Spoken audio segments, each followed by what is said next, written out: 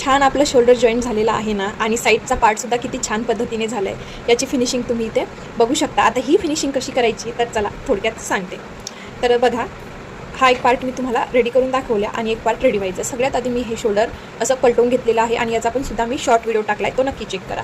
आता काय करायचं, इथे अस्तरच्या लाईनने, मेन फॅब्रिकच्या लाईनने आणि मार्जिनच्या साईडने, ठीक आहे, असं ठेवायचं आणि आधी इथे शिलाई लॉक करायची. हा फॅब्रिक आपला खालीवर व्हायला नको म्हणून आपण इथे आधी शिलाई लॉक करायची आहे आणि 0.75 आपण इथे मार्जिन सोडला आहे, पण मी इथे अर्धा इंचावरनं शिलाई लावणार आहे अशा पद्धतीने.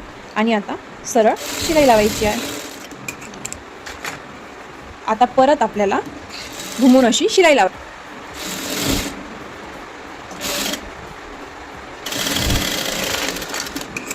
आणि परत एक वेळा शिलाई लावायची आहे. आता याला आपण अशी शिलाई लावली तसं पलटवून घ्यायचं आहे. तुम्ही बघू शकता की आपली मार्जिनच्या लाईनने, मेन फॅब्रिकच्या लाईनने आलं आहे. व्हिडिओ हेल्पफुल वाटला असेल तर सबस्क्राईब नक्की करा आणि अशी फिटिंग जी आहे फिनिशिंग झालेली आहे.